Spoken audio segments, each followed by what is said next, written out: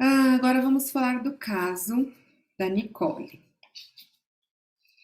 Nicole tem 7 anos, mora com os pais. Vocês estão tão quietinhos aí, tudo bem? Posso seguir? Estão me ouvindo? Dá um joinha.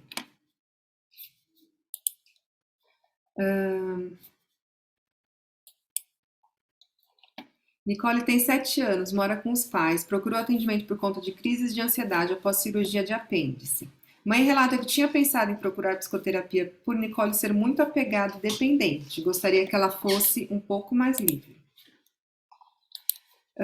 Então, o pai de Nicole não participou da primeira sessão. Quem me procurou foi a mãe e foram passadas as informações sobre o atendimento.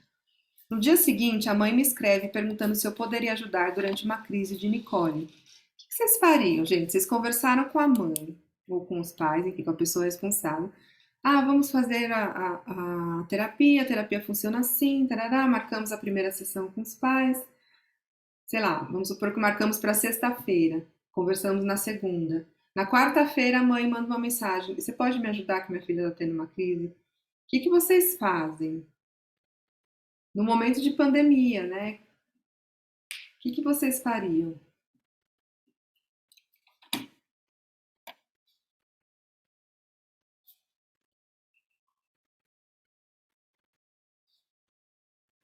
Conversariam? Não?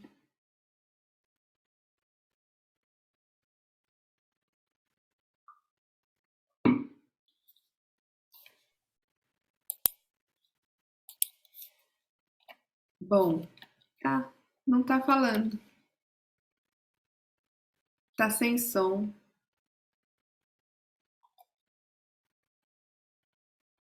Tá sem som já, que está me ouvindo?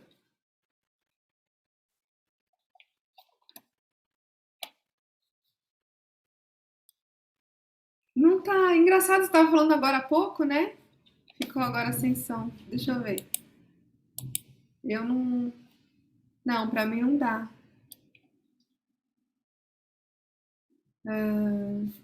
Ó, vou pôr você no mudo. Agora eu vou pôr no pra falar. Não vai.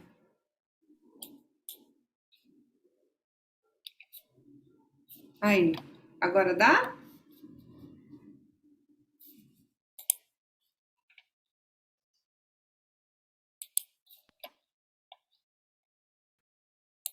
Vai tentando então. Tá. É, Então, o que eu fiz? Conversei, né? Falei, tudo bem, vamos lá. A mãe queria que eu conversasse com a filha. E aí ela fez a ligação de áudio e vídeo. E aí ela falou, olha, ela estava com muito medo. Aí a criança estava deitada, dava para perceber que ela estava ofegante, que ela estava saindo de uma crise praticamente. E a única coisa que eu fiz foi conversar para ela me ver, né? Para falar que eu sabia o que estava acontecendo, que ela estava com medo. Ela disse que ela estava com medo de ter que ir para o hospital novamente, mas era exatamente as crises que acabavam a levando exatamente para lá, né? Como se ela tivesse algo ainda a ser resolvido lá.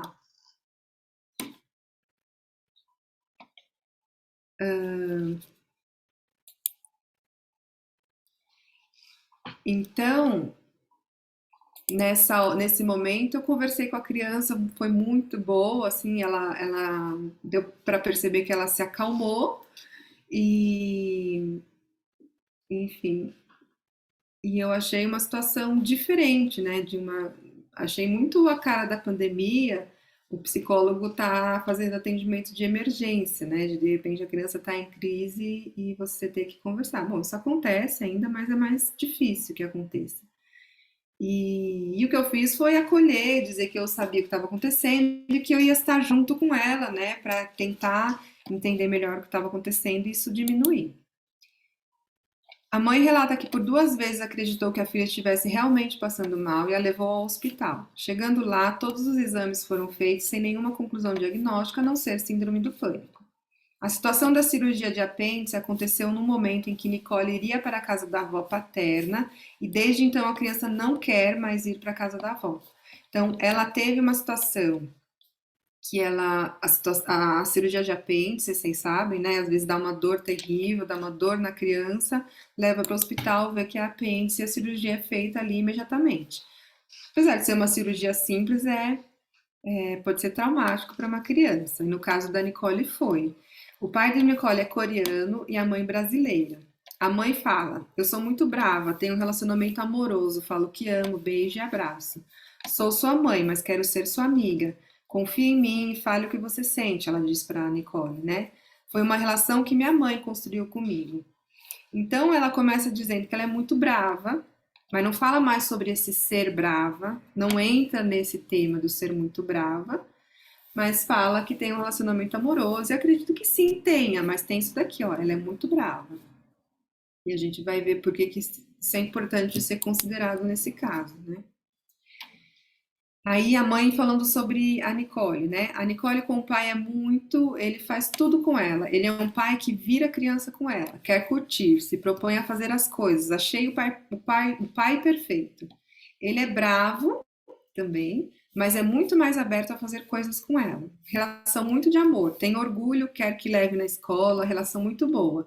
Mas quando ele briga com ela, o mundo dela acaba. Ela fica mal, chora. Ela não quer decepcioná-lo, fica emocionalmente acabado. E o pai, quando fica bravo, ele fica bravo por um tempo. Ele para de falar com ela, tá? Sobre disciplina, né? Não tem sido necessário. Conversam, nunca deixaram de castigo, nunca foi necessário. Às vezes eu estou irritada e é normal de uma criança. De novo, a mãe fala que às vezes ela está irritada. Ela sempre acata, sempre foi tranquilo, se vestir, tomar banho, não teve birras. Então a gente vai percebendo, né, aquilo que falamos lá no começo sobre os comportamentos internalizantes e externalizantes. A gente vê que tem uma tendência da Nicole em internalizar mais, né? Não, quando fala para mim, os pais costumam falar com todo orgulho, né?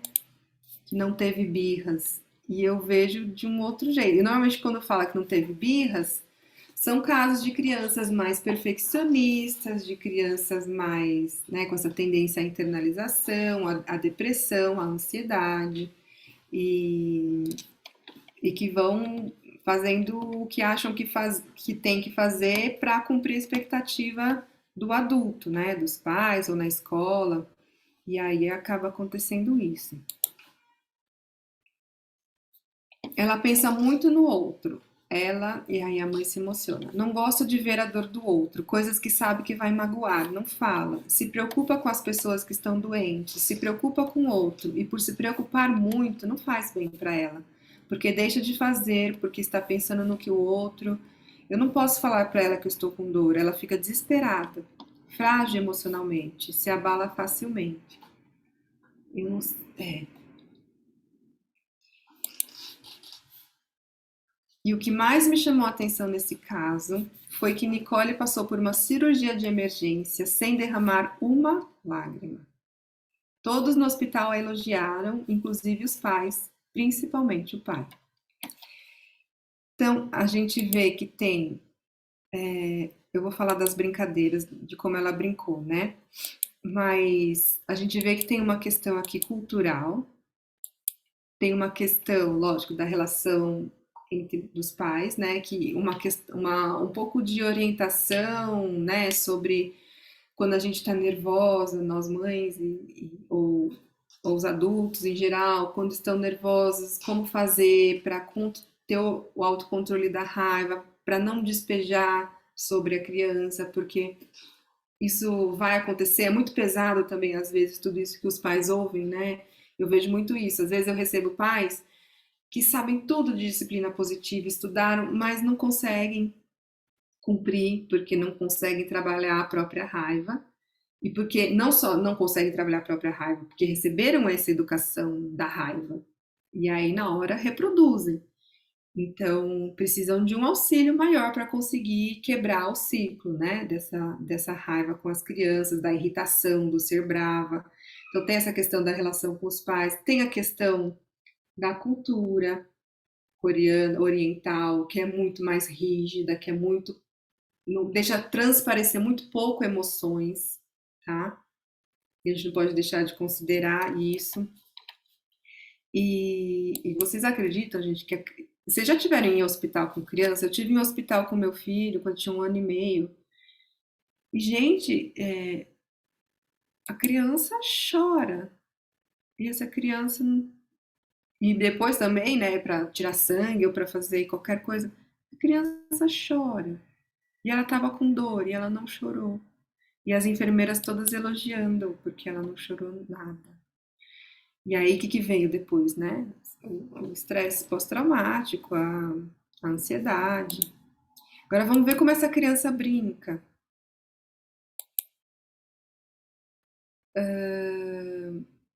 E sobre a disciplina, nem precisa, né? Ela já responde já antes de ter que fazer qualquer coisa. Pensa muito no outro, enfim.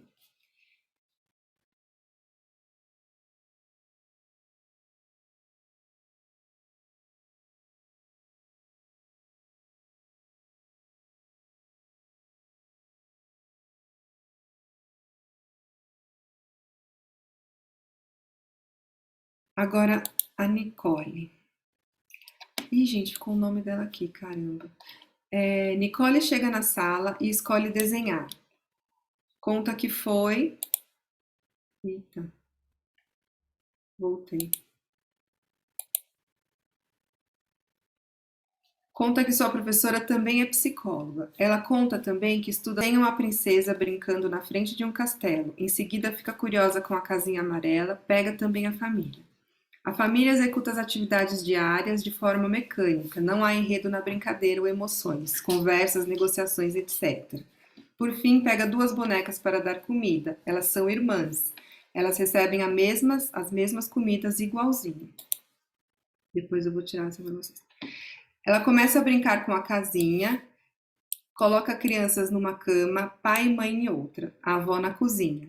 A mãe senta na cadeira, mas cai, bate a cabeça e precisa ir para o hospital. No hospital, o médico fala para passar pomada e fica tudo bem. Tudo acontece de maneira linear. Fecha a casinha e faz de conta e faz desenhos de personagens da novela Chiquititas. A Ana é alegre, a Bia se defende, a Milly pensa mais nos outros e a Pata se defende e não chora. Ela faz só a cabeça da Pata e o pescoço. Diz que está cansada de desenhar, para e leva o desenho para casa para terminar. Mas eu tirei uma foto, fiquei com o desenho. Depois jogamos pega a vareta. Ela não quis contar os pontos no final. No final comenta que a avó joga com ela e pega as varetas de determinada forma, apertando a ponta. Vocês querem falar o que chama a atenção de vocês nessa brincadeira? A identificação dela, né, com a pata, ela não consegue nem finalizar o desenho, a angústia é tão grande que ela para por aí e vai fazer outra coisa, né? Uhum, é, isso. E o que me chamava a atenção no modo de brincar dela era essa questão do não chora, né, aqui. E depois a gente vai ver que era muito mecanizado, sem emoções mesmo, né? Como se tudo tivesse sublimado ali. Então ela desenhou uma árvore em uma mesinha, a cachorrinha Mia e ela mesma. Disse que ainda não montaram a árvore de Natal porque falta mesinha para que Mia não pegue os enfeites. Disse que não gosta muito de brincar com ela porque ela quer dar mordidinhas. É a cachorrinha dela, né? Depois opta por brincar de médico. Aí vem, né? A boneca precisa tomar injeção, está com febre. Pergunto se ela chora e ela diz que não. Tem gente que sente dor e não chora. Eu digo que fico me perguntando por que a boneca não chora quando sente dor. Depois ela pega o jogo de montar animais, monta a girafa, fala para eu montar o cachorro, monta também o rinoceronte e faz uma cerca para os animais, né? Os animais, os instintos, tudo que é, né, que vai ser colocado para fora, ela cerca.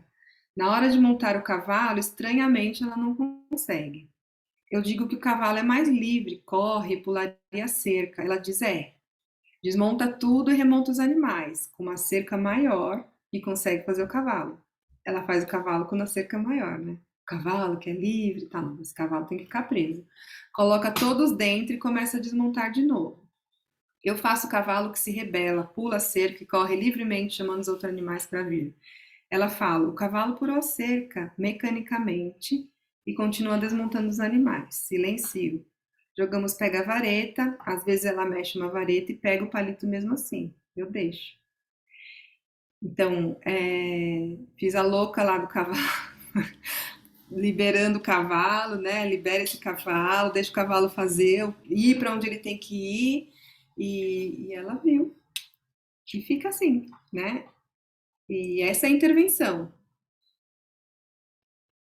E vocês veem, né, que a gente tem muito isso da criança, tem que seguir as regras da brincadeira, do jogo. Algumas crianças, o trabalho é fazer com que ela siga a regra do jogo. Outras crianças é fazer com que ela deixe de seguir essas regras. Que é uma criança tão certinha, tão metódica, uma rigidez.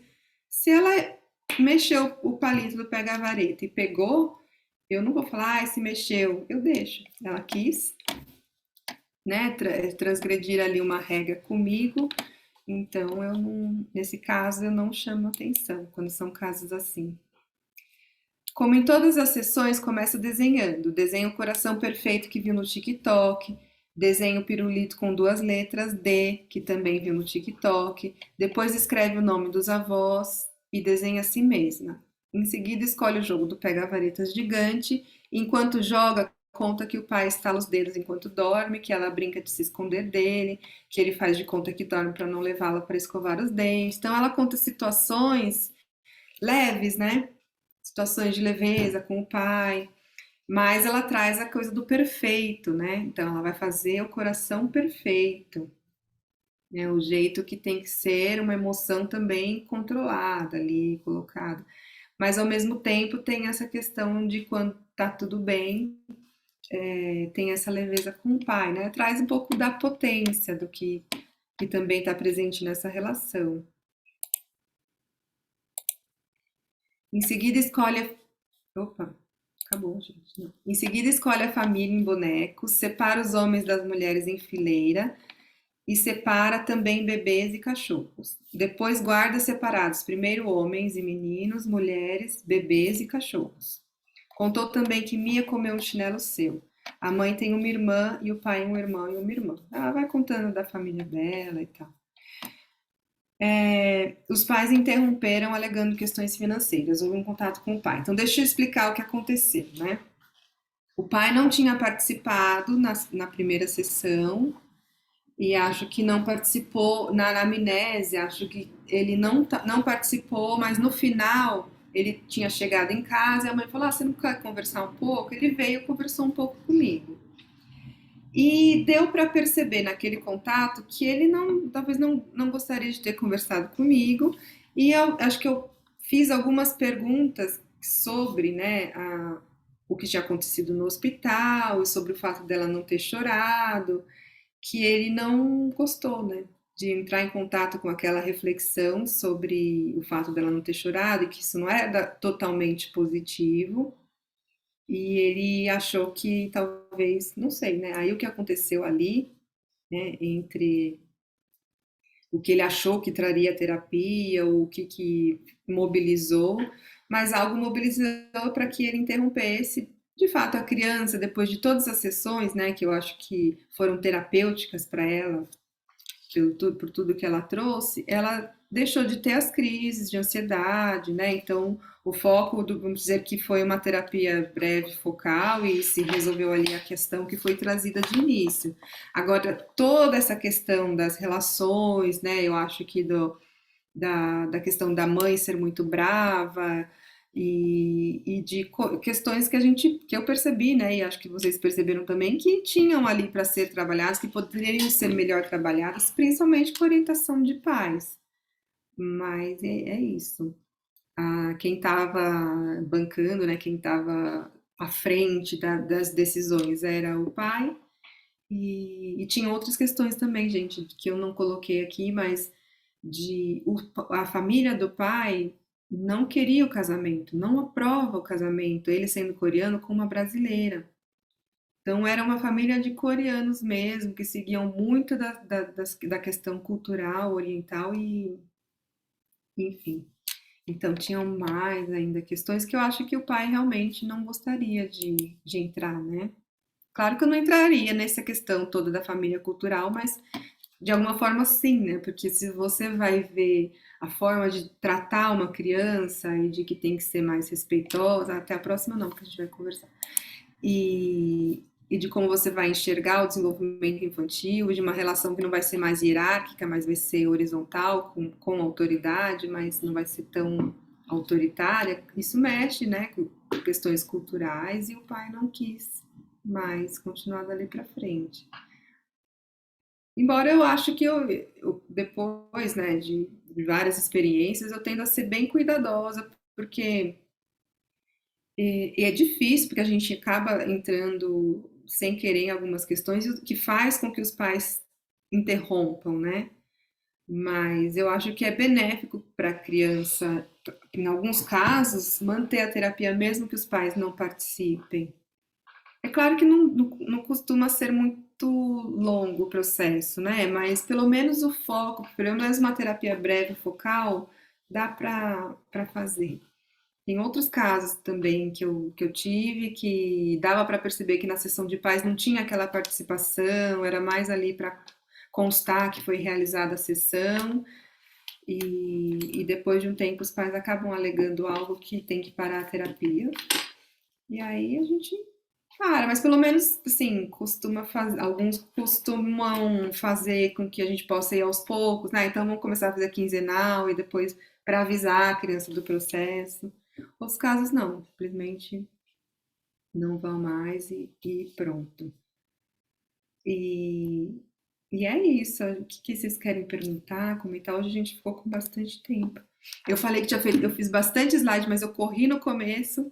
Mas eu acho que é bom, porque a gente pode ter espaço para conversar. Ai, Sabrina, enquanto você tava falando, né, eu fiquei pensando nos casos também em que os pais, por questões judiciais, por questões conjugais, eles querem patologizar a criança. Então, eles já chegam dando o diagnóstico de ansiedade generalizada, isso que a gente conversou um pouco, né? E quando você faz todo o processo e você precisa comunicar que a criança é o membro mais saudável dentro desse contexto, é muito complexo, assim, também esse manejo, mas no começo eu tinha muita dificuldade, e porque eu não entendia com tanta profundidade os transtornos, né? Quando você trouxe agora, por exemplo, a gente precisa ter propriedade do que a gente está falando, até para refutar, até para dizer, não, isso não é isso. Não, porque às vezes, eu não Uhum, sei se acontece com todo mundo, com os colegas, né? Porque às vezes essa criança já chega com um diagnóstico, e é um diagnóstico dos pais. Ah, ele tem ansiedade, mas quando você vai perguntar, né? Ai, qual foi o tipo de avaliação que você fez? Ah, não, eu fui num site na internet, tudo bateu. Então, ele tem uhum, ansiedade mesmo, ele tem isso. E aí eu fico pensando o quanto a gente precisa ter propriedade para entender o que se passa, né? uhum. É. E assim, é importante os pais, às vezes a gente não vai fechar um diagnóstico, mas vai dar uma explicação, né? De Uhum. alguma forma explicar para os pais o que que produziu aquele comportamento na criança, que são vários fatores, não é um só, e que a gente tem sempre que intervir antes de concluir o diagnóstico, antes de É, concluir, né, ter um nesse, diagnóstico certo. nesse estudo de caso que você trouxe, olha só como a angústia da Nicole aparecia o tempo todo nas brincadeiras dela, né? Esse contexto de hospital, de ser forte, de não chorar, sempre tinha alguém ali se machucando ou sendo afetado de alguma forma e reprimindo a emoção, ela trazia isso o tempo todo, né? Uhum, é. E que ela foi, né, sendo uma criança que não tinha nem espaço para expressar qualquer sentimento de contrariedade, né? Então, sempre que tem essa questão, quando aparece um caso que tem, não fez birras, não dava birras, foi tranquilo, me acende uma luzinha, assim, de pensar, né? O que que aconteceu com essa criança, então, nessa fase? Porque é uma fase que a criança tá colocando quem ela é, tá se definindo, tá dizendo de suas vontades, né? Isso é muito importante que seja colocado. Então, foi tão repressor, assim, esse momento, que ela não teve essa oportunidade, ou os pais não lembram, né? Então, fica aquela coisa ali para pensar, então, o que foi feito desses momentos. Quando você falou essa parte, me elucidou muito. Eu nunca tinha parado para pensar nisso. Nas crianças com esse comportamento adequado, extremamente adequado. Nunca tinha parado para Uhum, pensar, nossa, ela não fez birra. Olha que interessante, não é, mas isso não é esperado para a idade, esperado é que ela faça. é. E às vezes os pais contam com um certo orgulho, né? Ah, não, nunca tive esse problema, foi tudo bem. Talvez não tenha vivido com a criança essa situação, né? De sei lá, acho difícil, né? Porque acontece dentro de casa também. Mas, enfim. E às vezes em casos de altas habilidades isso pode acontecer, né? A criança tem muita noção de perigo e do que pode ou não pode, mas eu ia contar desse outro caso, dessa outra menina que também chegou agora recentemente, com uma queixa de ansiedade e que também não tinha, era uma criança super maleável, muito fácil, que também nunca tinha dado birra. Então vai sempre, né, tem alguma, não é o ambiente em si, mas essa criança faz uma interpretação do que ela recebe do ambiente que causa medo. Ou uma interpretação do que ela recebe no ambiente de que ela tem que ser aprovada. E aí ela acaba não expressando vontades que ela tenha para ser aprovada. E também um certo perfeccionismo, né, da criança, e que esse perfeccionismo de alguma forma também foi reforçado, né, já usando termos do behaviorismo, pelo ambiente. Então, como que a gente vai entender que é esta criança que tem a ansiedade ou se como que se define isso? Não tem como definir. E que o que eu vejo, o que eu faço é, essa criança está com esse comportamento agora, com essa dificuldade agora, vamos mexer aqui no que é possível mexer e ver como ela responde. Às vezes a criança demora um tempo, vai demorar um tempo para responder. Nesse tempo, 6 meses, um ano, os pais já não estão aguentando mais. Não respondeu.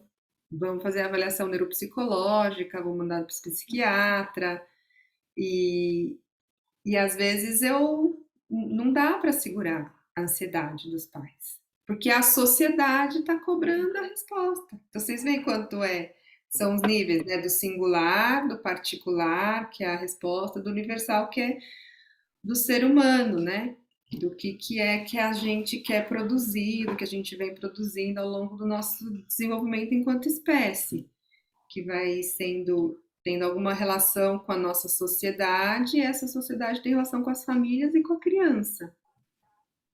E a escola, né? Que tá aí na sociedade. Então, são muitos fatores para a gente analisar e muita. E eu vou vendo, né, na prática clínica que a resposta vem com o tempo, Uhum. né? Da gente estar ali conhecendo a criança, dando espaço de liberdade para que ela se coloque e trabalhando ao mesmo tempo com os pais. Só que nem sempre é possível esperar. E aí acaba se encaminhando para o psiquiatra e às vezes o psiquiatra dá um medicamento, às vezes não continua depois, né, a criança a tomar. Com crianças menos, é mais com adolescente, né? Quando eu falo do psiquiatra do medicamento, entendo em mente mais pacientes adolescentes. Mas crianças têm menos, mas também, né? Eu tenho uma criança, por exemplo, que foi diagnosticada com TDAH, está comigo já faz um ano. E aquela, acho que eu contei para vocês, né, que a médica falou que eu não ia dar conta, a escola falou que a criança falava de medicamento de qualquer jeito, e o que segurou foi o vínculo com os pais, né, que compreendem que existe uma medicalização. O pai é químico, o pai é agressivo, tem uma questão de violência e tal, mas ele tem um certo conhecimento de que tem algo errado aí em você sair diagnosticando crianças na primeira infância e medicando, né? Então, por isso que consegui segurar. Mas se são pais que já estão procurando uma solução assim mais rápida, aí fica difícil mesmo de trabalhar. Mas eu acabo aceitando o que a decisão da família. Enfim, muitas vezes eu falo que pode, por exemplo, no caso dessa família, às vezes eu uso até o TDAH como uma forma de fazer com que esse pai entenda, eu já falei isso, né? Fazer com que esse pai entenda que ele precisa tratar o filho de uma forma diferente, porque ele tem uma questão, não necessariamente é TDAH, mas é o jeito dele. Ó, seu filho é assim, então você Uhum, precisa pensar no seu filho.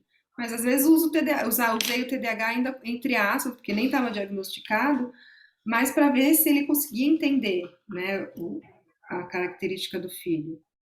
Mas a gente vai vendo a cada caso como manejar, como lidar com aquele pai, aquela escola, aquele ambiente, aquela história, né? Pensar muito na história também. Sabrina, e esse curso, assim, especialmente a aula de hoje, eu acho que está ajudando muito para organizar o raciocínio clínico, porque às vezes eu observo algumas coisas que a gente está igual que a gente conversou aqui, mas na minha cabeça fica tudo bagunçado, assim, como se fosse um quebra-cabeça, e na hora de eu organizar, eu percebo que eu organizo melhor quando eu escrevo. Por exemplo, eu tenho que fazer um relatório. Aí eu começo a organizar e para descrever esse raciocínio clínico, aí eu falo, nossa, peraí, não tinha pensado nisso, começo a pensar mais sobre o caso. Hoje, quando você falou sobre tendência internalizante ou tendência externalizante, né? Então, tem criança que tem uma tendência a internalizar e tem criança que tem uma tendência a externalizar. Eu falei, nossa, é isso, é isso. Eu estava pensando nisso, eu só não sabia organizar dessa maneira, e fez tanto sentido. Eu acho que às vezes a gente precisa desses espaços de reflexão até para aperfeiçoar, né? Eu estava sentindo muito falta de aperfeiçoar. E aí, Uhum. conforme você foi descrevendo, eu falei, nossa, então, pensando por esse lado, é isso. As outras aulas eu já comecei a aplicar algumas coisas no consultório, até na orientação de pais, e aperfeiçoou demais o meu trabalho. Ai, que Muito bom. bom! Estou Ah, eu muito fico feliz muito mesmo. A feliz. aula de hoje foi muito interessante, porque muita coisa eu não sabia organizar na Uhum. compreensão clínica, sabe? Você vê como a experiência faz toda a diferença, né? Igual a Cássia tirou essa dúvida da neuropsicologia, isso está acontecendo com a Cássia e está acontecendo comigo também.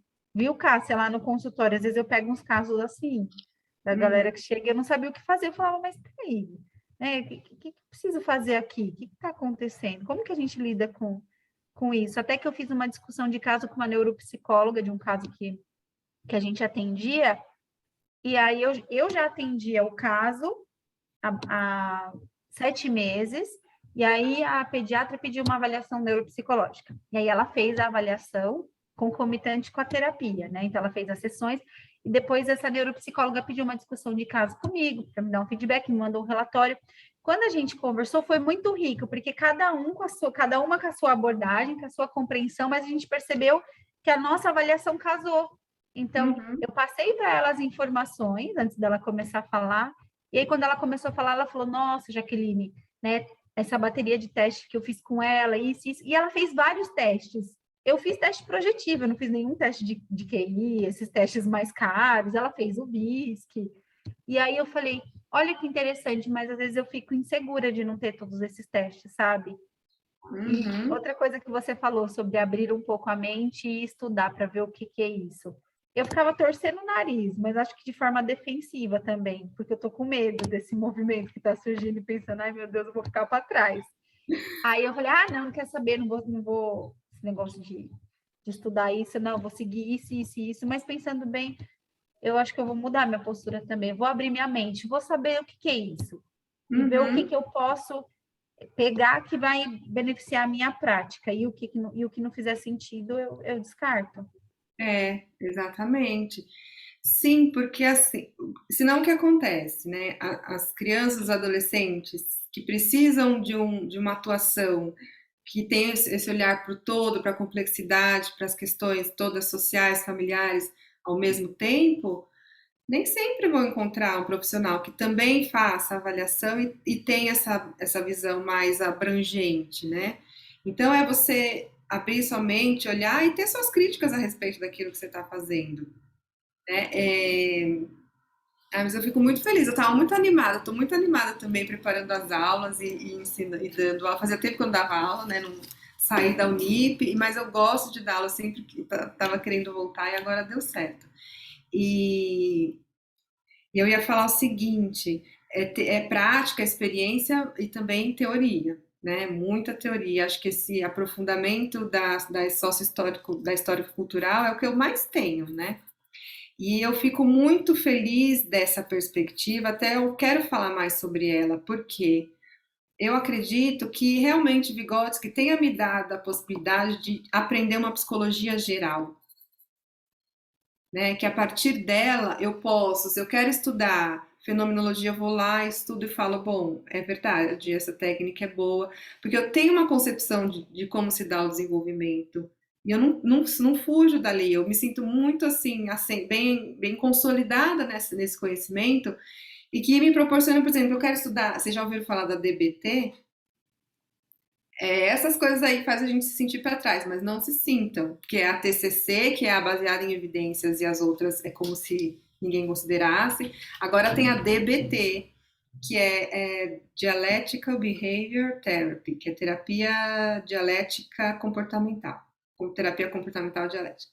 Como tem o dialética ali, e eu estudei psicologia histórico-cultural, e que vem do materialismo histórico dialético de Marx, eu falei, deixa eu ver o que estão falando sobre dialética. E é interessante, tem uma forma de compreender, mas é o que eu já faço. Só que ninguém sabe, ninguém considera baseado em evidências. É o que eu já faço, só que eu tenho uma compreensão que vai além, porque eu penso no quanto o social também faz parte da produção daquilo, tudo aquilo que a gente atende no consultório. Assim como a psicanálise também tem essa visão crítica. Então, quando a gente fala de medicalização, de patologização, a TCC também tem pessoas, né, que trabalham com behaviorismo e tem a visão crítica, só que não é hegemônico. Agora, se a gente fala de psicanálise, ó, qualquer psicanalista que você for conversar vai ter essa visão, né? Qualquer não, mas a grande maioria vai ter essa visão mais crítica a respeito dos processos de medicalização, de patologização, que a gente tem que olhar, que a gente precisa de tempo, que não é tudo medido objetivamente de uma forma neutra. Pessoas que você for falar também da esquizoanálise, pessoal da fenomenologia, Gestalt, costuma ter essa visão, né, mais crítica. Agora, o pessoal que trabalha, a grande maioria que trabalha com TCC, vai nessa linha do diagnóstico, do DSM, de treinamento, de psicoeducação, de falar sobre transtorno, de ficar ali girando em torno, né, do diagnóstico que foi realizado. Se você é borderline, trata assim. Se você é TDAH, trata assado. Se você é TOD, trata de outro jeito. Tudo bem, tem. E essa DBT vai questionar isso da TCC, que eu achei muito interessante. Vai falar, não, você tem que conhecer o seu paciente, tem questão da aceitação, da escuta, né, depois que você conhecê-lo, aí você vai fazer algumas propostas de técnicas. Enquanto a TCC, do meu ponto de vista, era aquilo: o paciente é tal, você estabelece um plano, aí você dá atividades, o que eu jamais trabalharia dessa forma, porque às vezes eu falava, vou propor uma atividade para minha paciente. Outro dia eu propus uma adolescente que está com problemas na escola. Eu vejo que a escola é super inadequada, porque a escola de ensino médio quer ensinar 2 anos, 3 anos em 2. Então, todo o conteúdo de 3 anos, a escola dá em 2. Olha que maravilha. E ela tá super sobrecarregada, uma menina que já tem várias questões emocionais. E aí eu falei, ó, você não quer trazer a sua apostila aqui? Vamos ver essa sua questão de leitura, o que está acontecendo, se você quiser, porque a gente teve uma reposição, então foi uma sessão muito perto da outra. Eu falei, se você quiser fazer uma coisa diferente amanhã, quer ver, eu voltar no dia seguinte, traz a sua apostila para a gente pensar, ou enfim, fica à vontade, dei a ideia. Mas não é assim, você fez a atividade que eu te falei, da sessão, de uma sessão para outra, e depois a gente vê lá no Instagram os psicólogos postando, reclamando do paciente que não faz a atividade. Eu fico pensando, gente, que tipo de terapia tá rolando? Mas, enfim, é, tem pessoas sérias também, que fazem, que respeitam, mas não é o que era preconizado. Agora, com a DBT, que está super ganhando força, tem essa visão mais dialética. O que é a dialética? Que é você entender que tem a tese, a antítese e a síntese, e que isso vai acontecendo de uma forma, num movimento que nunca para, né? Que você vai entender e vai buscar entender também que os transtornos eles devem ser enxergados como uma etiologia biosocial. Isso traz, então vai também contra, né, o que vinha sendo aceito sobre a definição do DSM de que a etiologia dos transtornos seriam biológicas. Estou achando o máximo, achando uma reviravolta, assim, porque a gente veio até agora com essa força do TCC, muito legitimando toda essa visão menos crítica dos transtornos, e a DBT agora ganhando força, a gente vai ter um questionamento, pelo menos, né, desse, espero, eu não sei que tipo de uso vai ser feito também dessa teoria, como que ela vai ser incorporada pelos profissionais, mas não chega ainda a ser totalmente crítica e pensar o modelo social ou pensar as relações sociais e a cultura, mas do meu ponto de vista é um avanço importante, assim, saindo da TCC para a DBT. Várias siglas aí, né? Mas, Professora, pode falar. eu acho assim, eu com a TCC, eu tenho também grandes objeções aí. Eu tenho uma colega, acho que foi a sua aluna, Thalita, ela que a Thalita e o Flávio. Flávio é psicanalista, a Thalita TCC e eu fui para Gestalt, né? Então a gente trabalha na clínica juntos, a gente faz grandes encontros, grandes debates, né? E Uhum, aí eu não consigo entender a TCC aplicando técnicas, né, para um sujeito que não conhece o seu funcionamento. Eu não consigo compreender isso, né? Como é que você vai testar, você vai condicionar, né, sem ter um jeito. Eu trago muito isso assim, porque eu vejo na Gestalt que a gente aplica técnicas também, mas tudo em cima de um autoconhecimento do funcionamento, né, de como que aquele sujeito funciona, e aí a gente vai colocar, e a gente traz grandes descobertas de autoconhecimento para dominar a ansiedade, e assim, como que ela funciona hoje, né, no aqui e agora, como que ela introjetou esses funcionamentos, como que ela percebe isso hoje. E aí, assim, eu vejo tantas respostas com a Gestalt, através do autoconhecimento, né, sem ter que aplicar as técnicas. Eu não consigo entender como é que se aplica técnicas com um sujeito que não se conhece. uhum, Então, eu tenho uma resistência aí com a TCC, e aí a gente vê na clínica, né, a gente tem pacientes que querem a TCC, querem só receber um diagnóstico. É impressionante, impressionante. Querem o TCC, insistem no TCC, e também a gente percebe até, né, pela essa exigência, né, da atualidade, né, não só da pressa, né, a gente vê os pacientes existindo, né, não conseguem, pelo menos assim, né, não no particular, né, mas no convênio eles não dão a continuidade, não conseguem, né, aguardar essas intervenções, né, esse acompanhamento, eles querem o diagnóstico, né. É bem impressionante, assim, a gente estar tendo esse impacto, assim, né, que a gente não quer se conhecer, a gente não quer acompanhar a evolução do sujeito, a gente só quer um diagnóstico para quê? Vai fazer o quê com ele, né? Isso é o que eu falo para os meus pacientes, vai fazer o quê? Né? Você é mais do que um modo ansioso, você está, você não é, né. Então assim, Uhum, eh, e aí essas técnicas da TCC ainda me pegam muito, muito. A gente assim, no grupo a gente tem muitas discussões, né, a gente aplica técnicas, mas eu não acredito que o paciente sem saber, lidar, o que fazer com elas futuramente, venha a ter respostas de fato. uhum.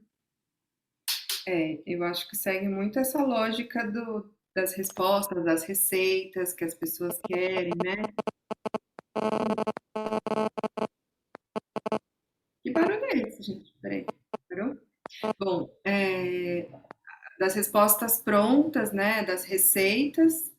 Eu vejo muito, né, em questão de atendimento infantil, está muito centrado na questão dos brinquedos, dos recursos. Aí aquela questão dos recursos que eu vejo muito, é, não vejo mais, mas enfim, vi muito. Aí pega os super-heróis do último filme, aí tem o último filme que é Encanto, Encantado, não sei, aí pega e traz para o consultório os personagens do Encanto. Aí tudo muito voltado para o campo mercadológico mesmo, né? Do mercado voltado para a criança, você trazer para dentro do consultório. Esse tipo de recurso eu não utilizo, né? Que está voltado para personagens. São aqueles brinquedos tradicionais mesmo, mais básicos. Vocês estão. Tá tudo bem? Tá travado? Não, né? Tá. E eu ia comentar, primeiro que assim, o que faz com que a pessoa volte, eu acho, né? O que a pessoa se engaje na terapia é a relação que é estabelecida. Deveria ser, né? A base de tudo, uma relação, um vínculo bem estabelecido. E acho que o que você está falando, Cassi, que é também o que eu fico pensando, né, desse funcionamento da TCC, é como é que eu vou estabelecer esse vínculo sem a escuta, né? Sem entender e aí e ficar aquela questão de fazer um planejamento. Então, eu tenho que escutar a pessoa e fazer um planejamento das sessões. Eu acho que é muito voltado também para o atendimento, para aquela questão da economia de recursos. Então, pensa num sistema público de saúde que tem que atender muitos pacientes e tem que dar uma resposta para aquilo que está acontecendo, porque as pessoas precisam continuar produzindo. Então, para economizar recurso, e tempo é recurso, financeiro também, a gente faz de uma forma que seja mais objetiva. Essa é uma questão. Outra questão é a concepção que se tem de ciência e a questão de que a formação também fica mais fácil. Você vai formar várias pessoas que, mesmo se elas não têm um aprofundamento teórico, elas vão conseguir ali fazer aquele planejamento, aplicar e, e ficar mais seguras com o seu trabalho, né? Porque o que dá muita insegurança a gente fazer como a gente faz. Porque você fica ali pensando, o que está acontecendo aqui? Será que é isso? Será que é aquilo? Né? O que aconteceu na sessão hoje? Porque você não tem um planejamento da sessão. E tem sessões que realmente você está ali acompanhando aquela pessoa, mas não acontece tudo o tempo todo. Né? E tem uma pessoa com quem eu fiz um curso, agora eu esqueci o nome dele, é do CEP, do Centro de Estudos Psicanalíticos, que ele fala do quente e frio da sessão. Então, uma hora tá quente, outra hora a sessão tá fria. Você vai anotar o relato da sessão e fala, nossa, a gente falou de a criança, não sei o que foi hoje. Mas se você parar para olhar 5 semanas atrás e as 5 próximas, vai falar, então esse dia foi isso, né? Porque a gente precisa ver na história, né? E para isso precisa de tempo. A criança vai vir com você 5, 6, 7, não sei o que está acontecendo aqui. 8, 9, 10. Essa brincadeira ela já fez. E quando que ela fez? Quando a mãe me falou não sei o que lá. Então você tem que ter paciência e calma para conseguir saber. E eu acho que essa questão, muitas vezes, o que eu vejo também, em questão de recurso terapêutico, tem o recurso tal, tem o recurso tal. Peraí, a gente é pedagogo ou nós somos psicólogos? A criança vem aqui para eu ensinar para ela sobre o que é um transtorno, ou ela vem aqui para eu falar para eu escutá-la e conhecê-la e ajudá-la ela a criar os seus recursos para lidar com as situações a partir de uma escuta dela, da brincadeira dela. Então a gente não resiste também. Eu não resisto, porque eu fico curiosa, porque eu quero saber, mas o que que é isso? Será que eu tô perdendo? Que nem a Jaque falou, será que eu tô ficando pra trás, gente? Será que tá acontecendo uma coisa ali que eu não tô sabendo? Aí eu fui lá e comprei. Peraí que eu vou mostrar pra vocês. Aí eu fui lá e comprei. Não, preciso ver. O que que é isso daqui? Vamos lidar com a hiperatividade e o déficit de atenção. Falei, será que essas atividades, tipo, vale a pena fazer alguma delas? Aí eu abri aqui com a criança outro dia, né? Aí tá aqui, quais são meus sintomas? Aí eu já risquei e coloquei características, né? Porque não necessariamente são sintomas, são características, são sintomas, não é uma doença, é uma pessoa. Como assim? Então, agora eu ser agitado é um sintoma, né? Tudo bem que a gente fala em sintomas, né? Quando eu tô aqui, eu falo, porque o sintoma da criança. Mas isso não fala, nossa, eu não vou levar isso pro paciente. E aí, tudo ele respondeu que não. Querer correr, pular, brincar? Não. Tem dificuldade de ficar sentado, quieto? Não. Claramente, ele não para quieto um minuto. Sente que você poderia ser mais organizado? Não. Eu sou organizado, sou super organizado. Aí eu falei, gente, então o que eu tô fazendo aqui? Né, como que é que vai funcionar esse negócio? Aí eu tô vendo aqui o que dá para usar, o que não dá, o que dá para adaptar, se eu faço. Mas às vezes é útil, né? Mas com crítica, né? Sabendo que não é a resposta para o tratamento não tá aqui, não é isso. É a minha relação com ele, as brincadeiras que ele faz, a repetição, como que muda, o que eu faço, conversas com a mãe, então, com os pais, é isso. Certo, gente? Certo. Então tá, então a gente se vê na quarta-feira. Sabrina, muito obrigada, viu? Imagina. Obrigada mesmo. Vou sair daqui cheia de reflexão hoje. Que ótimo, fico feliz. Tá bom? Então, boa Tchau, noite para pessoal. Boa vocês. noite. Tchau. Até quarta.